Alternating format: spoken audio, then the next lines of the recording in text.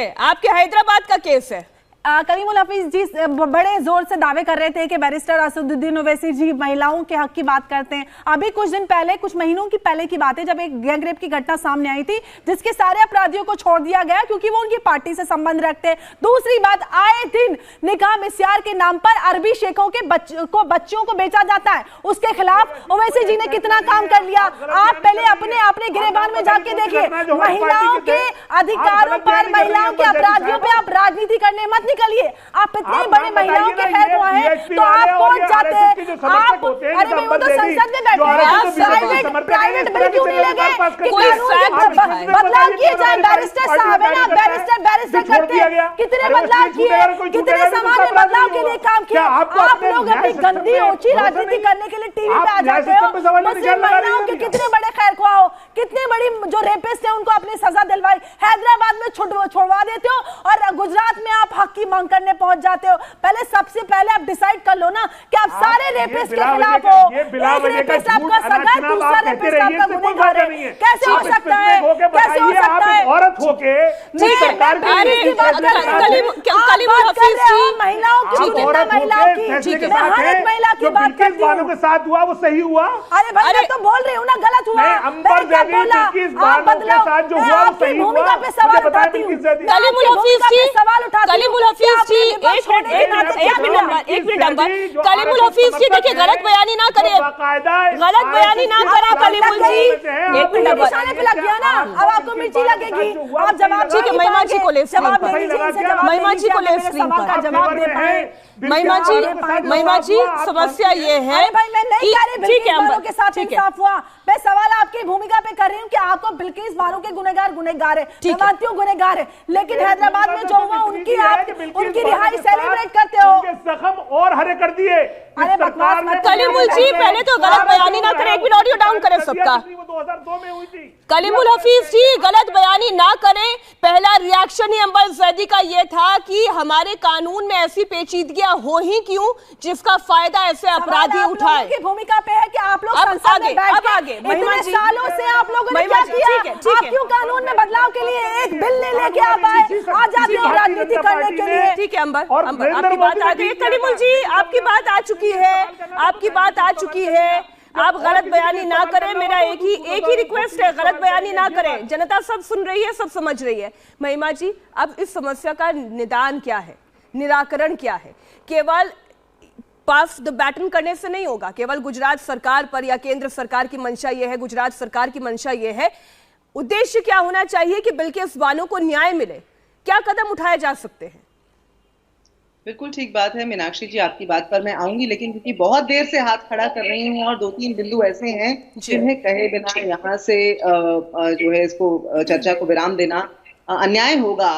सबसे पहली बात तो यहाँ देखने वाली ये है कि भाजपा के एक भी प्रवक्ता के पास आज समय नहीं था आपकी चर्चा में आने के लिए, जबकि कल ही प्रधानमंत्री ने, 2 दिन पहले ही प्रधानमंत्री ने इतनी बड़ी बड़ी बातें महिला सम्मान में कही हैं। भाजपा के प्रवक्ता को यहाँ होना चाहिए था। विश्व हिंदू परिषद के प्रवक्ता आ गए, चलिए ठीक है, एक ही बात है, सिक्के के 2 पहलू हैं। लेकिन विश्व हिंदू परिषद के प्रवक्ता ने बात कही कि 15 अगस्त को इतने सारे अपराधियों को 1500 कुछ जो उन्होंने संख्या गिनाई देश भर में रिहा किया गया। मेरा सवाल ये है कि उसमें से भाजपा के सदस्य कितने थे? क्योंकि ये जो 11 अपराधी हैं, ये अपराध के समय पर भाजपा के सदस्य थे।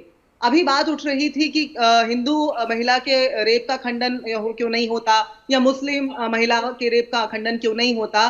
और मीनाक्षी जी आपकी बात से मैं पूरा इत्तेफाक रखती हूँ कि महिला की जात सिर्फ महिला होना है। महिला के जो पीड़ा है, महिला के साथ जो दुष्कर्म हो रहा है, जो अन्याय हो रहा है, उसका निदान पाने के लिए महिलाओं को एक रूप देखना होगा, महिला के तौर पर देखना होगा। लेकिन दुख की बात यह है कि हमने 8 साल में कभी नहीं देखा, कभी नहीं सुना कि प्रधानमंत्री निकल कर आए हों और किसी भी महिला, हिंदू, मुस्लिम, ईसाई, सिख महिला के विरुद्ध हुए अपराध का खंडन किया हो। हाथरस, कठुआ, उन्नाव में से किसी का भी खंडन किया हो। तीसरी बात यह है कि ये कमेटी का गठन किया गया, उसके अंदर ये तो पता नहीं कि कौन सदस्य थे, इसका खुलासा अभी तक पूरी तरह से हो नहीं पाया है।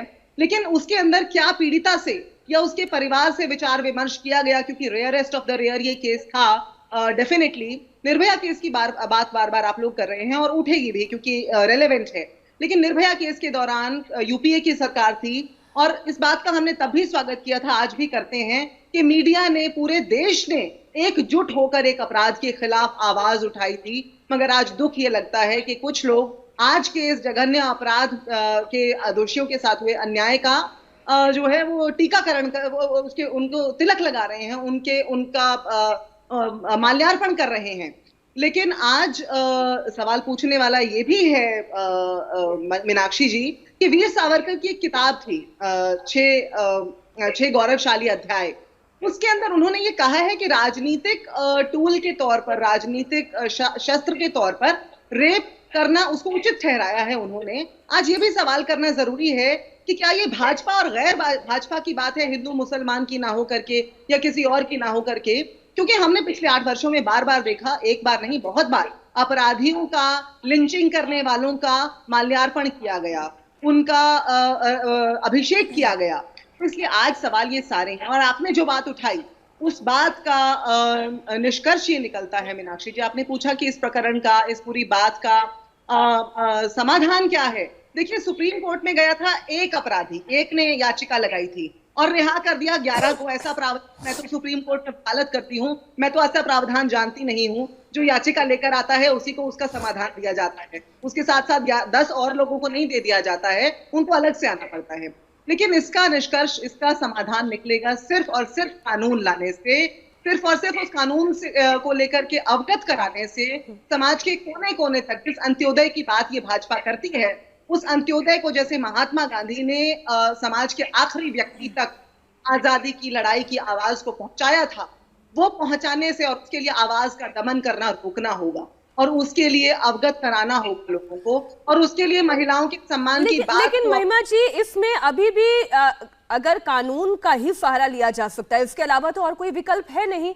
और कानून अगर ये कहता है, निर्णय कानून अगर ये कहता है कि अभी भी बिल्किस बानो के पास न्यायालय का दरवाजा खटखटाने का एक विकल्प है, वो सुप्रीम कोर्ट भी जा सकती है, वो हाई कोर्ट भी जा सकती है। लेकिन क्या गुजरात सरकार द्वारा बनाई गई ये कमेटी पुनर्विचार कर सकती है इस मामले में? क्या पुनर्विचार की कोई जगह बाकी है?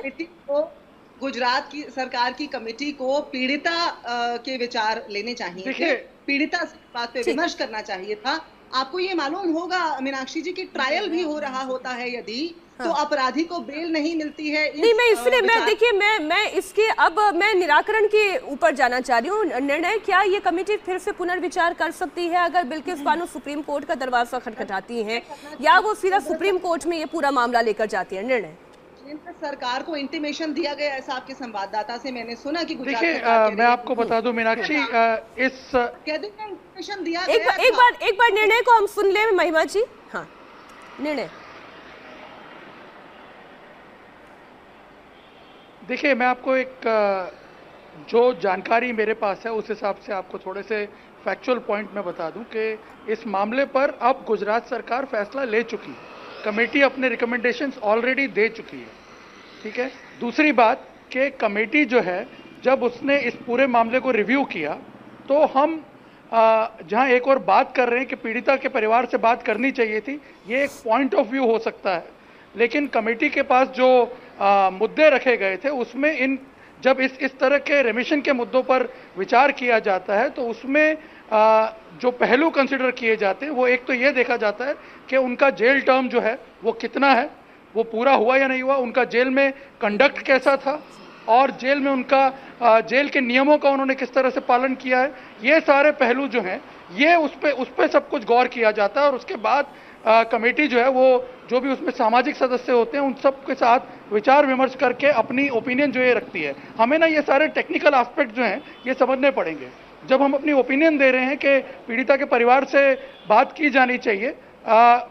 पीड़िता का पक्ष जान करके, उसके वकीलों का पक्ष जान करके, प्रोसिक्यूशन का पक्ष जान करके कोर्ट ऑलरेडी सजा दे चुका है, और उस सजा को इस कमेटी ने ये माना है कि उस सजा से ज्यादा समय इन लोगों ने पूरा कर लिया। तो यहाँ ये सारे टेक्निकल एस्पेक्ट्स हैं। इंडिया टीवी हर वक्त हर जगह डाउनलोड करने के लिए सर्च करें India TV news Google play store या ऐप स्टोर पर।